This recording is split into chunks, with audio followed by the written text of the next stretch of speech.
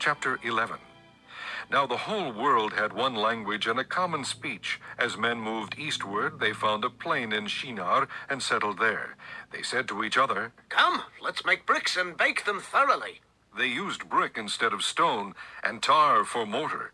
Then they said, "Come, let us build ourselves a city with a tower that reaches to the heavens, so that we may make a name for ourselves and not be scattered over the face of the whole earth." But the Lord came down to see the city and the tower that the men were building. The Lord said, "If as one people speaking the same language they have begun to do this, then nothing they plan to do will be impossible for them. Come, let us go down and confuse their language, so they will not understand each other."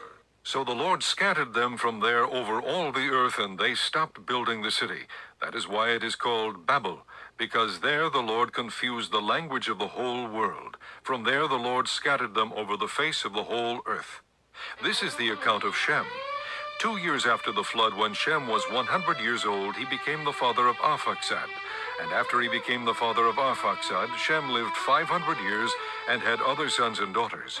When Arphaxad had lived 35 years, he became the father of Shelah. And after he became the father of Shelah, Arphaxad lived 403 years and had other sons and daughters. When Shelah had lived 30 years, he became the father of Eber. And after he became the father of Eber, Shelah lived 403 years and had other sons and daughters. When Eber had lived 34 years, he became the father of Peleg. And after he became the father of Peleg, Eber lived 430 years and had other sons and daughters. When Peleg had lived 30 years, he became the father of Reu. And after he became the father of Reu, Peleg lived 209 years and had other sons and daughters. When Reu had lived 32 years, he became the father of Serug.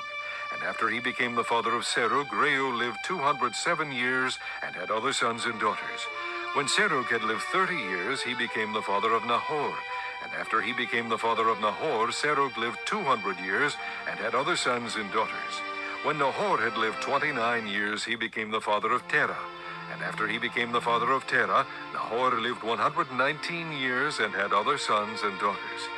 After Terah had lived 70 years, he became the father of Abram, Nahor, and Haran.